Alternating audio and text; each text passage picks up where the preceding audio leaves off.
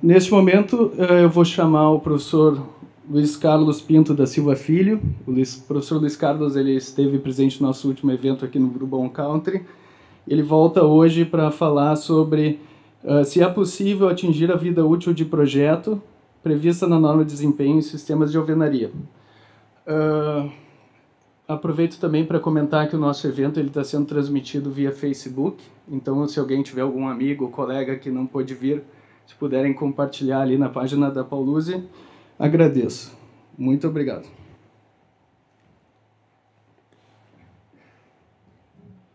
Obrigado, Juan. Obrigado, Maria Angélica. Obrigado, Renan. Obrigado, Germano. É um prazer enorme estar aqui de volta, né, nesse evento que, de novo, tem esse sucesso desse teatro lotado. Falando mais alguma coisa sobre como é que a gente está avançando nessa questão do desempenho dos sistemas construtivos, em particular aí, né, se preparando para mais uma surpresa da Pauluzi aí que vem em seguida. A gente está só fazendo o aquecimento, né, o prato principal vem mais tarde, né, Juan? Então, o que a Maria Angélica me propôs, né, era falar um pouquinho sobre essa questão da vida útil de projeto, mas hoje temos que falar sobre a questão geral do desempenho de sistemas de alvenaria, né? E é isso que eu tentei montar um pouco para vocês, né? Eu sou o professor Luiz Carlos Pinto da Silva Filho, lá do grupo de pesquisa LEME, né, da Universidade Federal do Rio Grande do Sul, atualmente diretor da Escola de Engenharia. Esse é o nosso laboratório, fica lá no campus do Vale. Tem uma série de equipamentos aí para medição de desempenho. Isso aqui era um dos sistemas construtivos que estava sendo avaliado, né, no dia dessa foto. Né, e tá aberto aí a visita de quem quiser, né, comparecer até lá. Vai ser um prazer receber vocês. Provavelmente vai ser o Campanholo que vai recebê-los, porque eu estou mais no centro hoje em dia. Mas vamos lá. Por que a gente quer falar sobre avaliação de desempenho? Afinal de contas, né, ou seja, é possível fazer avaliação da vida útil de projetos de sistemas de alvenaria? Por que eu quero isso, né? Porque, felizmente, e a gente disse para o pessoal não apostar contra isso, né, a norma de desempenho venceu. Foi uma batalha de mais de 20 anos, mas ela está pegando, ela vingou, né? Ao contrário, né, a gente sempre, no Brasil, fala sobre aquelas normas e aquelas leis que pegam ou não pegam. Essa pegou, era a minha aposta. Quando a gente se reencontrou aqui a última vez no teatro, eu disse, não apostem contra ela. E, de fato, ela está sendo extremamente impactante. A gente está vendo só os primeiros movimentos em relação ao que vai acontecer por causa da norma de desempenho.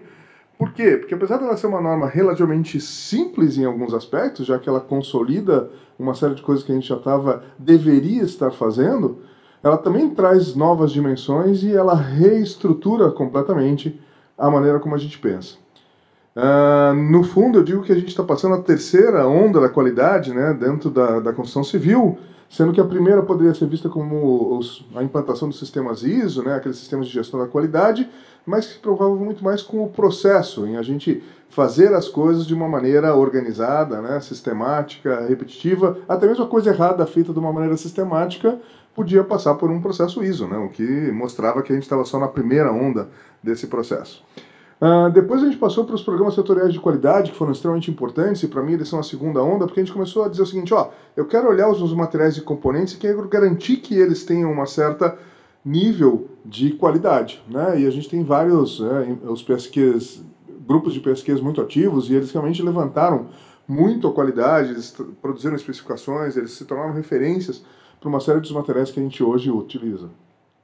E a norma de desempenho vem então como essa terceira onda, porque ela nos leva então da visão do material e do componente para a visão do sistema. É isso que é fundamental na norma de desempenho, é isso que às vezes elude algumas pessoas, né? Não me adianta resolver um material isolado, não me adianta ter uma solução isolada de alvenaria ou de instalação. Por quê? Porque o conjunto de tudo é que tem que ter bom desempenho. Obviamente, cada material e cada componente tem suas responsabilidades, precisa entender como ele impacta o desempenho, mas no final das contas, os melhores materiais, né, montados de forma inadequada, uma obra executada com pouco carinho, pode jogar o desempenho pela janela, né? Então o desempenho nasce lá na fabricação dos materiais, né, ele toma forma dentro do projeto, mas ele se consolida e vai ser efetivo quando a gente executar essa obra, quando a gente colocar ela para o uso e manutenção. E essa terceira onda da qualidade aí, ela tem a força, como eu gosto de brincar, de placas tectônicas se colidindo, né? Ou seja, a gente afunda continentes, levanta cadeia de montanhas, e ela está mexendo com todos os setores, e vocês sabem disso, né? o usuário já começa a perceber, ele é uma mola importante, né? A Angélica falou que a gente vai ter que chegar no momento em que a gente vai vender desempenho, e um usuário consciente é um fator extremamente motivante em termos da gente poder trazer os ganhos de ter investido em desempenho, a gente justificar boa parte das coisas que a gente vem fazendo em termos de procurar um melhor desempenho em todos os nossos sistemas construtivos. Mas talvez hoje o que se sinta mais impactado, e aqueles que muitas vezes se sentem apavorados, né, Maria Angélica, são o grupo de projetistas. Então, como é que eu trabalho em projeto? Porque a gente foi forçado a, de repente, fazer projeto, né? Ou seja, muitas vezes a gente, antes, como arquitetos e engenheiros, a gente cumpria alguns requisitos que estavam em normas, daqui a pouco a gente é chamado a pensar, de fato, a gente é chamado a projetar, a exercer essa capacidade que nós devemos ter como arquitetos e engenheiros. Devíamos estar honrados, todos nós, né, visto que isso nos chama a serem profissionais, de fato, a tomar as rédeas de um processo. Só que, claro, que isso é muito mais angustiante quando a gente sabe que a gente vai precisar, portanto, ter o domínio, né, tecnológico e o conhecimento de uma série de fatores que a gente antes precisava simplesmente dar check, né?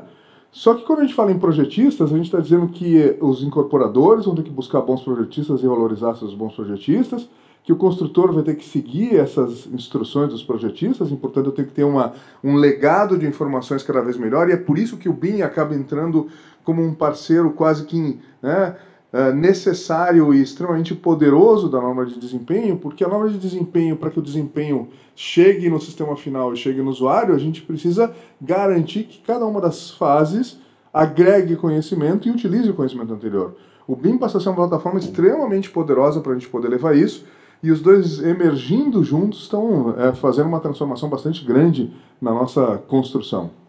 Mas é também importante que os fornecedores, e aí fica meu elogio ao Pauluzi, entrem na onda e façam a sua lição de casa, né? Ou seja, quem melhor conhece um material, né? Quem mais bem pode entender como é que a gente pode manipular suas características para ter melhor desempenho, né? Ou seja, então é tudo um jogo em que todas essas partes têm que ser complementares e ao mesmo tempo que têm que ser aliadas nesse processo. Então a gente já sabe por quê, nós precisamos disso. Agora, para que a gente quer saber, então, se a gente pode atingir uma vida útil, ou se a gente pode atingir o desempenho de alvenaria?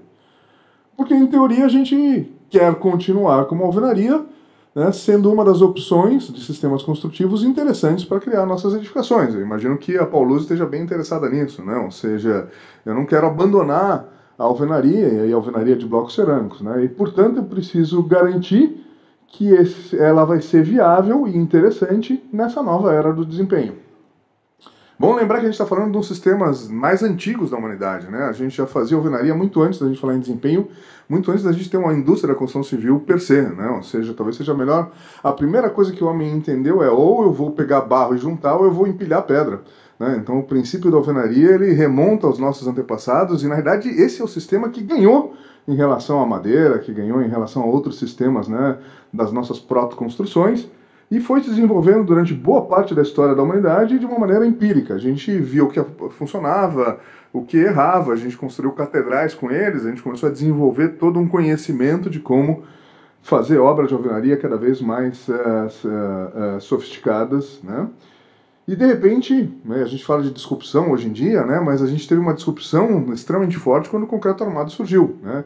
Imaginem um sistema que domina durante centenas de anos, mais de milhares de anos, que é a alvenaria, e em 20 anos ele passa para uma função secundária, só de vedação não portante, porque um novo sistema conseguiu ocupar em 20 anos a função estrutural. Óbvio que a gente está falando aí de terrenos urbanos, a gente tinha regras empíricas em que tu tinha 30 centímetros mais 10 centímetros por andar para a alvenaria. Se eu quero construir 16 ou 17 andares de alvenaria, como estava dizendo o Juan, nessa regra empírica eu precisava de paredes de 2 metros. Num lote urbano, a gente imagina que isso vai dar uma conta muito boa de espaço útil final, né? Então a gente chega no final, no limite da alvenaria, daquela primeira encarnação da alvenaria, e o concreto armado fazendo, então, essa rápida transição, que é quase igual à transição dos telefones digitais, né, de hoje em dia. De repente eu transformava uma parede de 2 metros num pilar 30 por 30. A alvenaria voltou para casa e foi fazer sua lição de casa. E aí a gente espera alguns anos, e isso, né, lá nos anos 50, a gente diz mais ou menos que a alvenaria volta renovada, pensando num princípio de uma alvenaria muito mais agora detalhada, projetada, né, com certas características racionalizadas. E isso é pós-criação da Pauluse, ou seja, a nossa alvenaria como ela existe hoje, ela tem menos de 100 anos, assim como o concreto. Então a gente está aprendendo boa parte. Quando a gente fala de vida útil muito elevada, 100, 200, 300 anos, nenhum dos materiais atuais que a gente está utilizando, nem os polímeros, nem a alvenaria, como ela hoje tem sua encarnação, nem o concreto, passou de 100 anos, basicamente.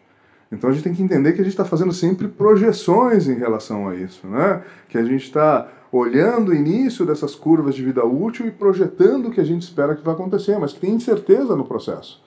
Ninguém pode garantir uma vida útil de 200 anos, visto que a gente nem viu o material chegar numa vida disso, a não ser, né, com sistemas construtivos que a gente já não usa hoje em dia daquela forma, né? Então a alvenaria ressurge aí, né, nos anos 50, racionalizada, e com algumas características importantes, né? Essa visão de sistema, novos tipos de unidades de alvenaria, caracterizando então sua função de vedação vertical, estrutural ou não, modulação, capacidade estrutural e soluções de interface, né, mais sofisticadas. E agora ela chega de novo num outro choque, que é o choque de poder adaptar essa alvenaria à norma de desempenho. Então ela, dos anos 50, retomou boa parte do seu mercado, né, e é por isso que a gente está aqui hoje, mas ela precisa pensar agora, como é que eu me adapto à norma de desempenho?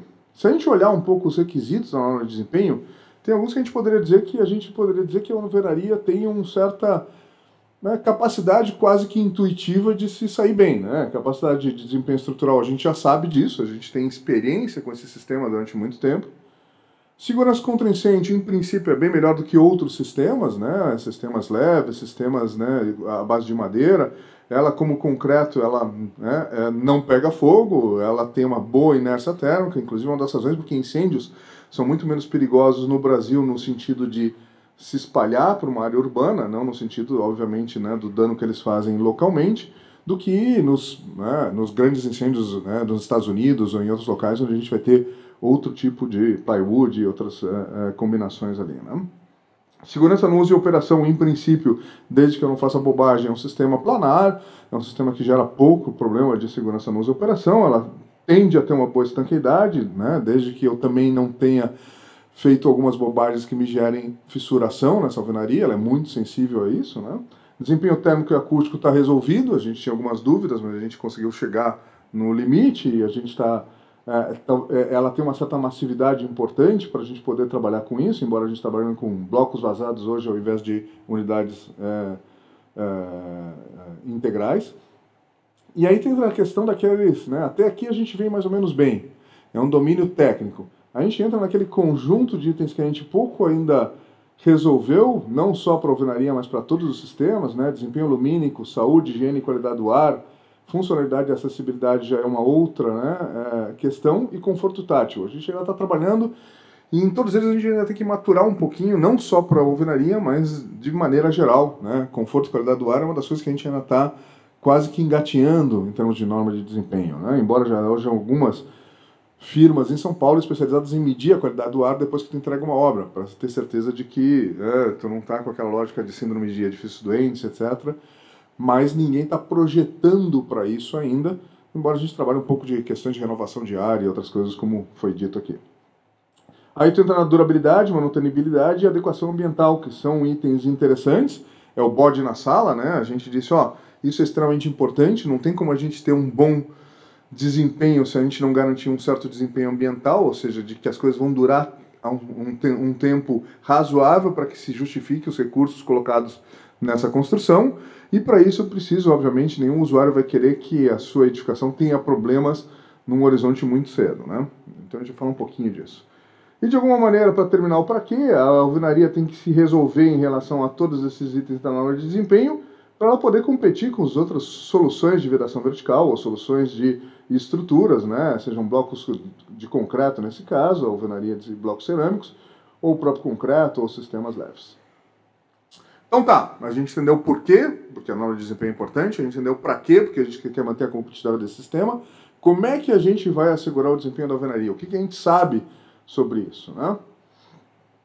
Vamos lembrar que, né, nos antecedentes, a alvenaria já foi, na realidade, antes da gente ter a norma de desempenho, o grande exemplo de bom, né, desempenho. Intuitivo. Lembro que no Código de Obras de Porto Alegre, aí está uma das edições mais antigas do nosso Código de Obras, a gente tinha uma prescrição que dizia assim, as paredes de vedação devem ser paredes de 15 ou de 25 centímetros ou similares, presumindo que qualquer novo sistema, se tivesse um comportamento similar ao das paredes de alvenaria, estaria sendo bem aceito, né? Ou seja, eles eram um exemplo, eram as paredes de alvenaria, né, para soluções de vedação vertical. Então a gente tinha uma expectativa de que elas estivessem se desempenhando bem. Claro que a gente pensava num usuário que não reclamasse naquela época, né, Roberto? Era um usuário que ia, né, cuidar da sua obra, dos eventuais patologias que ela tivesse, né, ia tratar as manifestações patológicas, não ia sentir muito frio nem calor, ou ia saber que ele vai ter que pagar isso com uma conta energética. Era um usuário assim bastante mais, né, compreensivo do que talvez o que a gente tenha a partir da norma de desempenho atual. E, na verdade, não é mais essa alvenaria que a gente está trabalhando, né? Hoje, o que a gente precisa provar é que essa nova alvenaria racionalizada, né, e aqui nesse caso com blocos cerâmicos, já que a gente está falando um pouco da Pauluse, como um sistema que vai ter uso em todo o país, que vai ter que estar trabalhando com habitações de interesse social, né? Então a gente vai ter que poder ter uma solução que seja adequada para esse segmento, mas também vai ter que estar trabalhando com habitações de alto padrão. Como é que eu produzo um material que possa ter esse range, né, geográfico, esse range de desempenho, e mesmo assim atender a norma de desempenho. Esse é o desafio que se coloca para a gente. Eu moro num desses edifícios aqui, né, e são blocos Pauluse, eu não reclamo, tá bem, né? Minha porta, no entanto, tá meio ruim, né? Eu acho que portas a gente vai ter que trabalhar uma hora melhor aí, Maria Angélica, porque eu ouço tudo que meu vizinho fala no apartamento em frente. Mas em termos de alvenaria eu estou bem satisfeito. Então, Juan, tranquilo, tá? E aí, pegando um pouco alguns slides da Maria Angélica e fazendo um pouquinho uma agregação, e aí eu deixei esses slides marcados ali com uma efígie da nossa mãe, da norma de desempenho lá, né? Então ela aparece ali, né? Nos assombrando quase, tá? Desempenho do sistema deve ser caracterizado pelo seu fabricante. É aquilo que a gente estava dizendo. De fato, quem melhor conhece isso é o fabricante. Ele é o primeiro responsável por fazer a primeira coleta de informações relativas a desempenho, né? Não significa que vai estar tudo resolvido, visto que muitas vezes os fabricantes vão estar fabricando um material ou um componente. Eu vou ter que depois entender a minha solução construtiva e parte dos ensaios vão ter que ser talvez misturando materiais de 1, 2, 3 fabricantes, né? Mas esse primeiro fabricante tem que me dar e tem que me legar uma série de informações em relação ao que está acontecendo, tá? Mas vamos lembrar que todo o desempenho do que o fabricante pode fornecer é um desempenho potencial. O desempenho real vai ser aquele, né, que o pessoal do Fábio lá construir na obra, né? Ou seja, eu posso dar de novo um bom material e alguém fazer uma bobagem numa obra e meu desempenho efetivo da minha obra vai ser ruim, tá? Por isso, e justamente porque a gente está falando do conjunto, não adianta nada eu ter o melhor bloco da Pauluse se eu não resolver as interfaces com os outros sistemas. Se eu não tiver aqui uma boa resolução de interface, eu vou ter vazamento acústico. Se eu não tiver uma boa aderência entre o concreto e a alvenaria, eu vou ter fissuração, eu vou perder estanqueidade, eu vou ter desconforto do usuário. Se eu pegar um bom bloco e decidir que eu vou fazer uma implantação de umas instalações aqui sem ter nenhuma coordenação nisso e que sair arrebentando o bloco, eu vou poder colocar em risco até a minha estabilidade estrutural.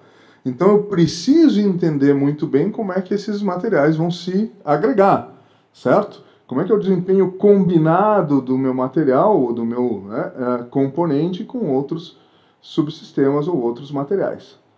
Obviamente eu não vou nem falar que tem erros que são inadmissíveis, né? Ou seja, ainda tem alguns erros que são um pouco mais glamurosos, né? Ou seja, eu fiz uma resolução inadequada, eu não entendia a compatibilidade de deformações, mas eu tratar uma alvenaria racionalizada como uma alvenaria antiga, eu começar a quebrar bloco, eu fazer encascotamento com uma alvenaria racionalizada, eu despejar meus blocos de tal maneira que eu tenho uma grande perda, eu fazer rasgos numa alvenaria estrutural, isso tudo eu nem vou falar nessa sala.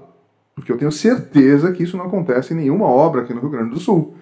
Então eu vou pular por cima disso, porque isso é tão inadmissível que eu nem teria que estar falando para ninguém sobre isso. Vamos falar de coisas um pouco mais complexas em relação a isso, porque esses cuidados a gente não tem nem que discutir que tem que ser feitos. Combinado? Senão o Juan nem vai mais querer vender bloco para essas obras aí, né? Então o que a gente tem que talvez trabalhar? É nas boas práticas de execução. O melhor desempenho pode morrer numa obra ruim. Então a gente não trabalhou muito em relação a práticas de execução. A gente vai ter que recuperar isso, né? A gente fala muito da perda de qualidade da mão de obra. A gente tinha quase que artífices, né, no início do século passado, todos aqueles que criaram todos os detalhes arquitetônicos das nossas obras. Hoje a gente tem uma mão de obra que é muito mais complicada, que a gente esqueceu de envolver ela dentro de um processo de desempenho, muitas vezes. Ela não entende porque ela está fazendo certas coisas. E, consequentemente, ela não entende o que ela não deve fazer, porque isso vai comprometer.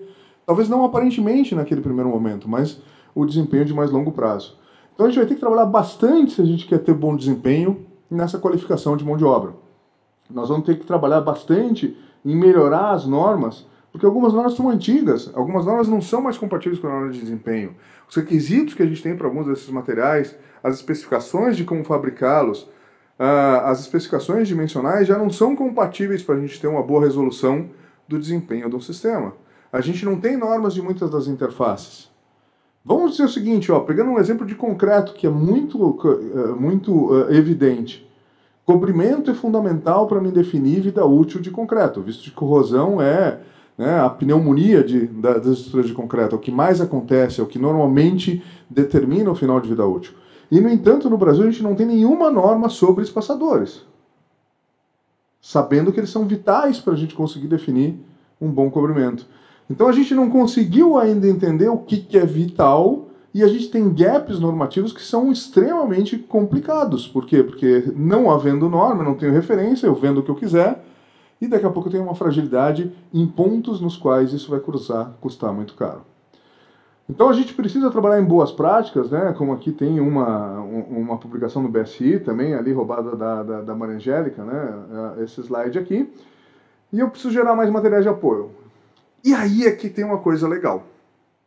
Por quê? Porque se eu estou trabalhando um pouco em, né, melhorar a entrega da informação para as pessoas, tem uma surpresa daqui a pouco da Paulose. Eu tive, né, o privilégio de ter contato com ela antes da maioria de vocês, que eu acho que vai ser muito bacana. Então já deixo aqui, né, um pouco mais de expectativas, né, para vocês ali. Ou seja, a gente tem aí agora uma coisa que está sendo ofertada aí, que vai, né, ser anunciada, que eu acho que vai ser bem bacana em termos de uma nova experiência de passar a informação, né, para as pessoas. Aliás, é um outro novo presente, porque a Paulose já tinha dado aquele presente antigo, que era o caderno de desempenho, né, que foi mostrado aqui no início, que foi um bom exemplo de diligência de um fabricante, no sentido de buscar resolver. O único erro é que eles não me chamaram para fazer nenhum ensaio, então, né, ou seja, todos eles foram feitos em outro laboratório, eu vou ficar um pouco brabo em relação a isso, mas tudo bem, né, a gente vai manter a amizade, não tem problema, né? No qual, e quem não baixou ainda, baixe isso, é um trabalho muito bom, né, feito, em que ele apresenta soluções adequadas com potencial para atender a todos os requisitos. Ele não atende a todos os requisitos de norma porque só o bloco sozinho não atende. Mas ele fala de blocos que têm potencial de, se bem combinados com outros materiais, chegarem no desempenho. É essa a questão. O manual da Paulose sozinho não pode garantir desempenho. Mas o manual da Paulose garante que os blocos da Paulose, bem utilizados em combinação com outros materiais, podem gerar soluções de vedação vertical adequadas, né? E tem uma necessidade de competitividade que é a melhoria contínua, né? Então eu sei que o próprio Juan já está bolando novos blocos aí para melhorar o desempenho em relação a alguns dos itens da norma. Mas saindo dos blocos e voltando para a questão da alvenaria como um todo, a mesma diligência precisa ser feita para outros elementos extremamente importantes se a gente quiser falar sobre o desempenho do sistema de vedação vertical baseado em alvenaria de blocos cerâmicos, né? Eu preciso entender melhor os papéis da argamassa de assentamento. No momento que a gente abandonou a cal e passou para argamassas industrializadas, a gente já perdeu um pouco da resiliência, da capacidade de absorção de deformações que a gente tinha naquelas argamassas mais do século passado. E isso trouxe problemas. A gente já viu algumas manifestações patológicas surgirem por falta de capacidade de absorção de deformação na argamassa. Já teve casos de edifícios, depois de 2, 3 anos, em que a viga de concreto começava a deformar por um efeito de fluência, ela colocava uma tensão no painel de alvenaria, e nas alvenarias mais antigas isso ia ser absorvido com um pequeno esmagamento daquela argamassa com cal. Quando eu começo a usar uma argamassa de alto módulo, que tem mais cimento, ou uma argamassa polimérica, que tem pouca capacidade de deformação, o que vai acontecer? Aquela mesma deformação vai gerar uma compressão no painel, só que em vez da argamassa esmagar, eu estouro o bloco, se esse bloco não tiver resistência adequada. Então a gente viu, de repente, depois de 2, 3 anos, uma sala estourar uma fileira de blocos, né, porque vai concentrando, aí ele vai dar mais ou menos no terço elevado, e de repente alguém estava tomando café da manhã e blum, estoura uma fileira de blocos. Imaginem o pavor que isso dá. Eu fui chamado dentro de um edifício aqui em Porto Alegre, porque a Defesa Civil me ligou de manhã e disse assim, ó, tá caindo um edifício, vem para cá. Eu digo assim, como assim caindo um edifício, né? Ou já caiu, ou até eu chegar aí, né? Ou seja, aí eu fui para lá, obviamente, né, para entender. E aí a gente examinou uma série de questões e aí eu percebi que, obviamente, a dinâmica era essa. Mas olha o apavorante, todo o edifício foi evacuado naquele dia. Olha o trauma por um problema de concepção, né, de uma argamassa que combinasse com a deformabilidade da nossa estrutura de concreto e com a baixa rigidez do nosso bloco cerâmico, né? Então, se a gente não compreender essas minúcias, que parecem minúcias, às vezes a gente está falando de coisas, a deformabilidade da argamassa de assentamento desse negócio, tudo bem, mas o problema aí vai me gerar uma manifestação patológica bastante séria depois. Tá? Eu me lembro que no Sinduscon você teve, quando isso começou a acontecer e não se sabia inicialmente a razão, você teve quase que um evento dedicado só a essa questão particular lá no Sinduscon de São Paulo, né, que começou a acontecer mais cedo em São Paulo, porque obviamente lá a transição para argamassas de outra constituição foi mais rápida do que aqui no Rio Grande do Sul. Né? A argamassa de revestimento, a gente também dá pouca bola para essa argamassa de revestimento, né, mas ela tem uma função de melhorar a estanqueidade extremamente importante. Ela pode ter um papel vital em termos de segurança contra incêndio. Aquele 1,5 cm de argamassa, mesmo que ela não seja nada especial, muda o perfil térmico de maneira muito marcada. Ela preserva a alvenaria. Muitos incêndios tu vai acabar consumindo essa argamassa, primeiro a umidade dela, depois a própria estrutura dessa argamassa, ela vai quase descolar da parede, mas ela vai preservar o teu elemento estrutural, que é o painel, né, de alvenaria por trás da argamassa de revestimento. E, na verdade, como a gente tem algumas sensibilidades em relação ao desempenho de segurança contra incêndio, né, de alvenarias, né, de blocos vazados, mesmo no Código Europeu, eles dizem, olha, a gente ainda não entende, porque teria uma possibilidade teórica de eu ter um spalling, né, de parte de uma parede do bloco, e isso daria uma redução de capacidade estrutural importante. Então, mesmo no Código Europeu, o que se diz, olha, vamos utilizar, só que vamos colocar uma argamassa que tenha algumas características em alguns elementos mais importantes para poder reter um pouco mais, né, aumentar um pouco o meu tempo de segurança contra incêndio. E aqui no Brasil a gente não tem nenhuma especificação desse tipo. Então, no mínimo, trazer o que o Eurocode pede, né, a norma europeia, sobre argamassas mínimas para segurança contra incêndio quando eu estou em edifícios muito altos, é trabalhar a favor da segurança. Né? Então a gente precisa trabalhar nesses outros elementos aqui e no próprio grout, né? Para algumas soluções o grout é necessário, né? Paredes que podem sofrer flexão, paredes que podem sofrer tração, no qual eu tenho que inserir armaduras, o grout é extremamente importante. Mas a gente está resolvido, a gente sabe fazer grout, não sabe? Bom, aí a gente pega alguns estudos, como esses daqui. Na verdade, lá em 96, eu era auxiliar de pesquisa na época lá, não, eu era mestrando na época lá já. A Helena Karaszek já estava estudando um pouco assim, porque a gente estava substituindo argamassas industrializadas, né, com incorporadores de ar, né, para substituir a cal. E começou a aparecer o quê? Problemas de aderência entre elementos, né, unidades de alvenaria e argamassas. Por quê? Porque alguns fabricantes colocavam excesso de incorporador de ar, porque tu queria a bolinha do ar para ela servir como lubrificante, que era um efeito que a cal tinha dentro da argamassa, né, para dar aquela argamassa mais fofa, boa de aplicar e etc. E o pessoal começou a utilizar incorporador de ar. No início, algumas pessoas erraram de dosagem, e esses incorporadores de ar então ficavam na interface entre, né, a unidade cerâmica e a argamassa. O que acontecia? A minha aderência era quase nada, porque o contato que eu tinha efetivo entre a argamassa e a unidade era muito baixo. Então, naquela época, a gente começou a aprender assim, olha, o imbricamento, esse contato entre a pasta, né, a argamassa ali, e a superfície da unidade cerâmica é extremamente importante para me dar uma boa adesividade, né? Só que a gente esqueceu um pouco disso, né? Quando se resolveu um pouco essa questão de formulação, né? De argamassa industrializadas, com a questão de acertar um pouco a dosagem de incorporador de ar.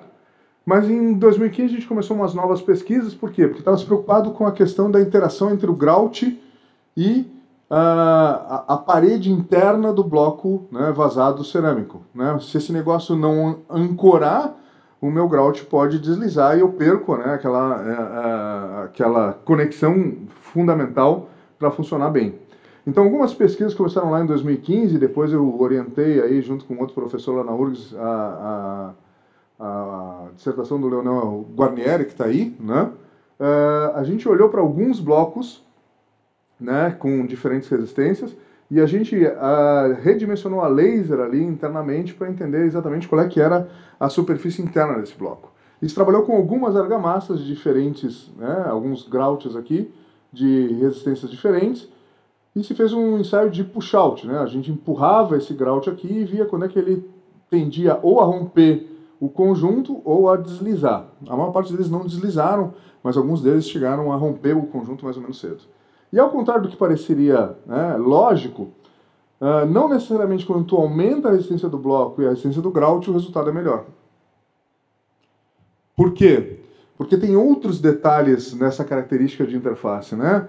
Dependendo da rugosidade, dependendo da viscosidade do grout, ele não consegue entrar nos dentes e se prender bem na parede do bloco, né? Eu preciso ter um grout que tenha uma viscosidade adequada para preencher, eu não posso ter dentinhos que sejam muito pouco resistentes. Então a gente percebia que as características de interface eram muito mais importantes que a resistência do bloco ou a resistência da argamassa. O que isso está nos ensinando? E esses últimos 2 ou 3 anos a gente começou a acumular. Design de interface não é mais agora o Juan decidir o que é melhor ali, né, numa maneira quase que empírica de que rasgos eu vou colocar lá para dentro. Porque vocês nunca tiveram uma teoria para fazer isso, né? Ou seja, era alguma coisa, olha, vou gerar algum tipo de rugosidade aqui dentro, ou o processo produtivo me facilita fazer esse dente com essa certa altura, mas o que a gente está aprendendo é que isso, na verdade, não é assim. Se eu tiver certas fragilidades, se eu não projetar aquela interface, a minha aderência é ruim, se a minha aderência é ruim, meu grout já não pega bem no meu bloco, e eventualmente meu desempenho, a flexão, vai cair. Ou seja, o conhecimento está sempre se renovando, a gente está sempre tendo que perseguir melhor desempenho, né? Justamente por isso que a gente está começando a ver uma certa especialização de times de projeto dentro da lógica de desempenho, né? A Manangélica costuma liderar alguns times lá que adaptam isso à norma de desempenho, e a gente tem ali projetistas de arquitetura de interiores, de acústica, de produção de vedações verticais, de esquadrias, de paisagismo, de estruturas, de contenções, às vezes de segurança contra incêndio, de impermeabilização de sistemas prediais. É uma equipe de projeto, né? Por quê? Porque dominar todo o conhecimento e todos os detalhes de todas essas áreas, o cara tem que ser meio super-homem, né? Ou seja, tem que ter muita bagagem aí para poder projetar com segurança em relação a áreas tão diversas. Então, os times de projeto e, consequentemente, a coordenação de projeto passa a ser vital. Uma coordenação de projeto ativa, não é uma coordenação de projeto que só cobra prazos. É uma coordenação de projeto que entende como é que eu vou construindo essas interfaces, que entende como eu vou transferindo informações entre esse time de projeto. E aí, né, a própria Manangélica cita ali um projeto de produção de vedações verticais, ou seja, como é que eu escolho quais são os parâmetros dos materiais, como é que eu escolho quais são os componentes que vão formar parte, como é que eu resolvo as interfaces, como é que eu vou fazer essa produção das vedações verticais, né? E aí, falando especificamente de vida útil, já que a gente vai ter um projetista específico para isso, né, a gente vai lembrar que vida útil é uma incumbência de vários intervenientes, mas ela começa a nascer com os projetistas, vida útil de projeto, né? E aí vamos entender o que é vida útil de projeto. Vida útil de projeto não garante que eu tenha que atingir aquela idade, né? Ou seja, se a minha vida útil de projeto é 50 anos, eu não tenho certeza que eu vou chegar a 50 anos. Eu projeto para 50 anos. É um valor referência, não é garantia. Isso é importante, é uma das coisas que a gente, para a revisão da norma NBR 15575, vai ter que deixar mais claro, né? Por quê? Porque o processo de projeto tem incertezas. Eu posso projetar para 50 anos e ter erros de execução. Eu posso projetar para 50 anos e ter erros no uso e na operação. Eu posso projetar para 50 anos e a gente ter errado como é que vai ser, por exemplo, o meio ambiente daqui a 50 anos. Ele pode ser mais favorável, ele pode ser muito pior. Então, assim, beleza. Eu não posso assegurar que eu vou atingir os 50 anos, mas eu tenho que projetar para esses 50 anos. Tem que ser o meu valor referencial. Eu tenho que tentar chegar lá. E muitas vezes eu vou superar em boa parte dos sistemas que a gente utiliza, porque as soluções que a gente usa são muito robustas, nossos fatores de segurança são muito elevados. Então, os 50 anos, para a maior parte dos materiais, dá para atingir rindo se eu não fizer nenhuma bobagem. O problema é que eu faço, às vezes, bobagens em várias etapas da produção.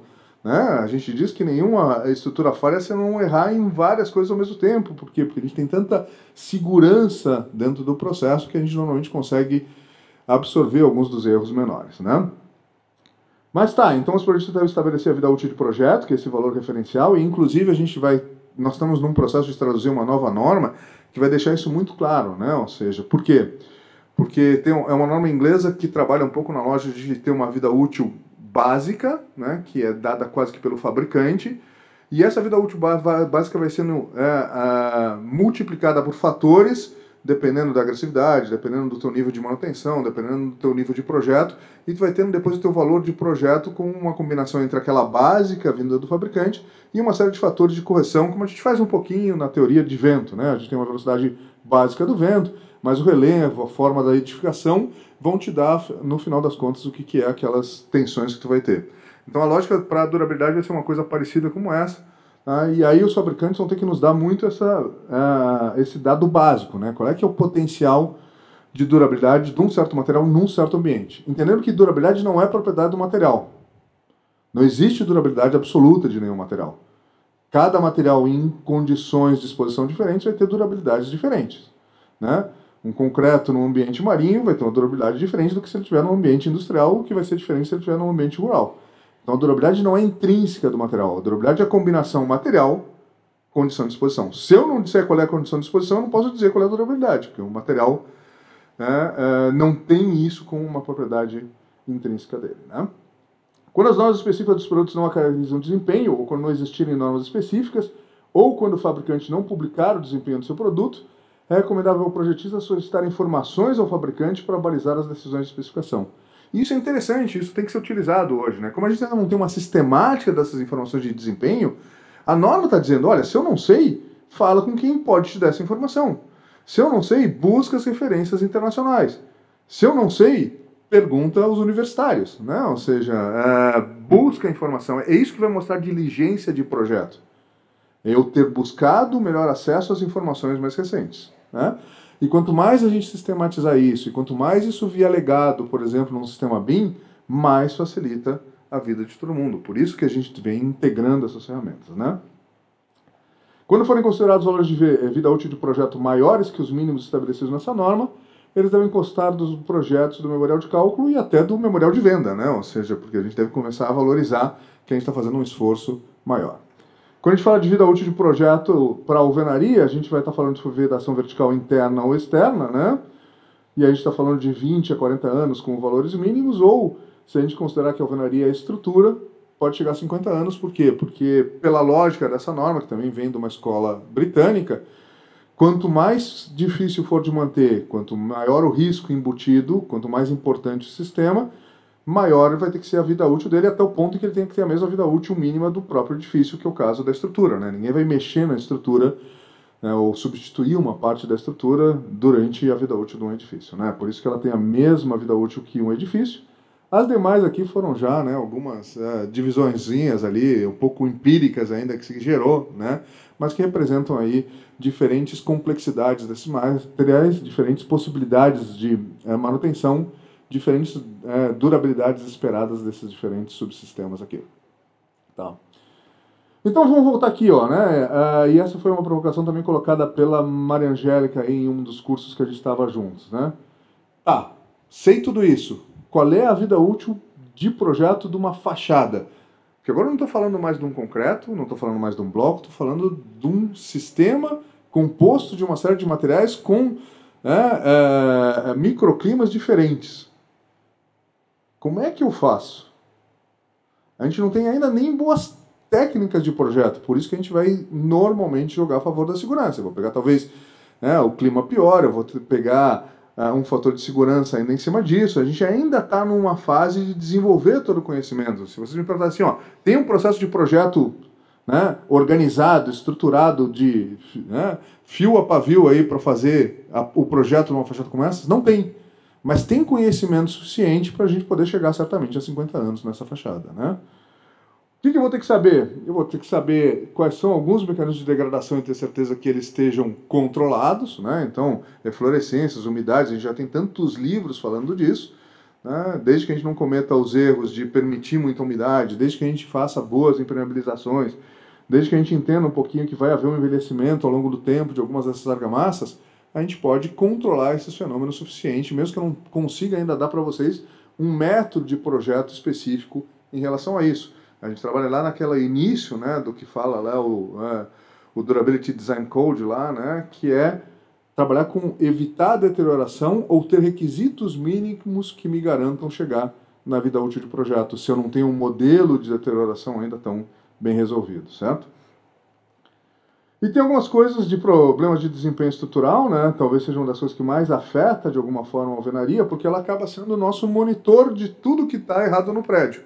Se a estrutura estiver sofrendo tensões demais, se tiver deformação não compatibilizada, se tiver movimentação, se tiver desestruturação de bulbo de pressões, tudo isso reflete na alvenaria. De alguma maneira ela é o nosso sensor de que alguma coisa está dando errada. Então nesse sentido é até bom, porque é melhor saber essas informações antes, melhor que elas não aconteçam, mas se elas acontecerem é melhor saber a tempo da gente poder tomar ações preventivas. Mas tem uma série de coisas já, né, em vários dos livros aí, não teria tempo aqui de discutir todos os casos, mas de controlar boa parte desses fenômenos aqui. De novo, a gente está sempre avançando no conhecimento e a gente começou a conhecer um pouco melhor sobre deformações térmicas, né? Se tinha sempre um pouco de receio dessa possibilidade de sofrer um spalling de uma das paredes do bloco que estivesse do lado de uma área aquecida em relação à outra, né? Ou mesmo desestabilizar essa parede, por quê? Porque como eu estou aquecendo um lado e não estou aquecendo o outro, eu teria uma tendência, né, disso ter uma flexão lateral para o lado mais aquecido. Se eu tenho uma parede que está sofrendo carga, né, a gente tinha uma certa incerteza do que ia acontecer. Se trabalhou bastante nisso, aqui estão alguns modelos que começaram a ser feitos para entender as tensões, né, que eram geradas pelo aquecimento. Nós desenvolvemos recentemente a dissertação da Júlia Menegon lá, com minis paredes, todas elas instrumentadas, para ver deformações em mais de uma direção, com câmaras térmicas para a gente ir avaliando como é que era o aquecimento ali, onde é que estavam aparecendo os aquecimentos. A gente nota ali na primeira parede, no início do ensaio, toda ela com uma temperatura igual, começa a aquecer, né? Depois, no final das contas, o calor maior passa justamente pelas juntas de argamassa. E por isso que as juntas de argamassa deterioram mais cedo, né? Elas são o canal pelo qual o calor acaba passando inicialmente de um lado para o outro, tá? E aí a gente começou a trabalhar com essas teorias, né? Ou seja, a gente tinha a teoria de que a gente ia ter, se tivesse uma deformação livre, um deslocamento por causa da temperatura para um dos lados. Isso podia ser restringido um pouco quando a gente tem um engaste aqui na base, tá? Mas o que a gente aprendeu? Que na realidade esse é um movimento de dois momentos. Quando está aquecido de um lado, inicialmente eu tenho sim uma flexão para aquele lado pelo aquecimento de uma parede, né, de um lado da parede, e o outro lado ainda está com uma temperatura diferenciada. É que nem o mecanismo que eu uso para, por exemplo, trabalhar com os boilers, etc. Os boilers não, os aquecedores a gás, né? Eu uso um sistema parecido de aquecimento de um lado que flexiona e permite que o gás passe quando eu estou numa certa temperatura ou tranca, né? Mas o que acontece depois de um tempo? Como eu vou degradando, como eu tenho mais temperatura e isso vai me degradando aqui a argamassa de assentamento, eu vou perdendo resistência. Então é como se eu estivesse deslocando o apoio para cá. E no momento que eu começo a deslocar o apoio para cá, surge um momento, uma excentricidade aqui, que compensa esse efeito. Então a parede anda primeiro na direção do aquecimento e depois, por causa da excentricidade, ela volta parcialmente. E isso alivia boa parte dos medos que a gente tinha sobre desestabilização de estrutura. Então a gente estava num processo mais seguro do que aquele que a gente previa inicialmente, e a gente só aprendeu isso estruturalmente em relação a isso. Se eu tiver argamassas que ainda reduzem né, o efeito da temperatura sobre a parede, mais tranquilidade eu tenho. Né? Eu preciso levar tudo isso? Não, mas eu preciso saber que isso foi estudado para ter certeza que eu estou atendendo o meu desempenho de segurança contra incêndio. Ou seja, a gente vem fazendo um trabalho de base, né, a academia, assim como os fabricantes, de fazer o desenvolvimento e entregar para vocês as soluções. O que é importante para cada quem está construindo? Entender que tem uma razão pela qual a gente está fazendo certas recomendações. Que talvez 1,5 centímetro seja importante, que 1 centímetro não atenda. Pode parecer só meio centímetro, mas se eu tiver cobrimento de 2 e aplicar cobrimento de 1 na obra, eu perdi não meia vida útil, eu perdi 75% do meu potencial de vida útil no concreto. Termicamente, se eu reduzir isso aqui, eu posso ter perdido talvez 30, 40 minutos de segurança contra incêndio. Então é importante para todo mundo que está executando entender que por trás de cada número pode ter um profundo conhecimento do que a gente está tentando entender. Certo? E aí um resumo então dos cuidados essenciais. As deformações da estrutura devem ficar nos limites definidos nas normas. Idem para o desempenho das fundações, e isso afeta diretamente a alvenaria, porque o que acontece aqui impacta a alvenaria. Eu tenho que ter projeto para o sistema de alvenaria para assegurar a sua correta interface com a estrutura. Os blocos, as argamassas de assentamento, revestimento, eventualmente os grouts, devem atender às suas respectivas normas de especificação e a gente tem que revisar essas normas para elas ficarem atualizadas. O assentamento da alvenaria, os revestimentos e a interface devem seguir as normas de execução, que não existem, que a gente precisa produzir. E o sistema deve ter a capacidade de resistir às condições de exposição, né, choque térmico, chuva, umidade, agentes poluentes e outros. Tá? Então eu me atrevi a fazer uma interpretação de uma última transparência aqui da Maria Angélica, que a gente já está terminando, que fala assim, ó, a arquitetura especifica a espessura da parede. Ou seja, eu tenho que ter capacidade de projeto. Para quê? Para que os arquitetos saibam saber o que são as especificações para desempenho acústico, para estanqueidade, para fachadas com transmitência térmica e capacidade térmica. Eu depois tenho que escolher bem meus materiais, eu tenho que ter conhecimento de todos os componentes e a construtora, o empreiteiro, o fabricante tem que estar passando informações uns para os outros.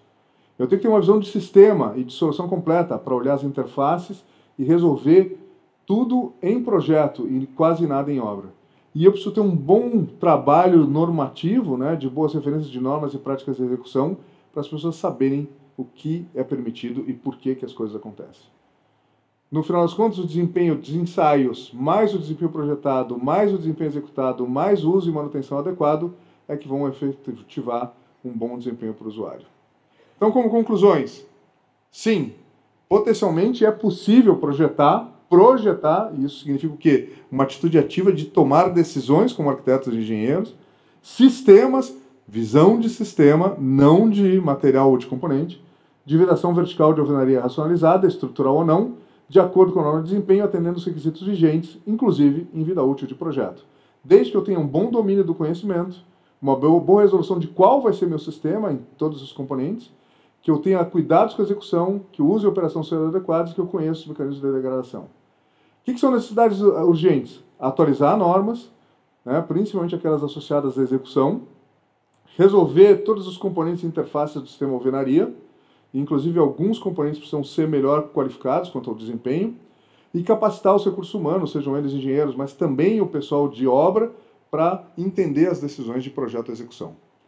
E como melhoria contínua? Continuar as investigações, transferir elas o mais rápido possível para o meio, e avançar em racionalização, pré-fabricação, design de blocos, começar a pensar nesses blocos internamente, inclusive, como algo que eu tenha uma teoria para desenvolver, e especificação de argamassas. Com isso a gente chega lá, e eu queria deixar então ao Paulose aí os meus parabéns aí por ter organizado mais um evento desses daqui, e já ficamos aguardando a terceira onda então dos eventos Paulose, Juan aí, né? E Renan aí, que com certeza vai acontecer e vai ter o mesmo sucesso. Obrigado.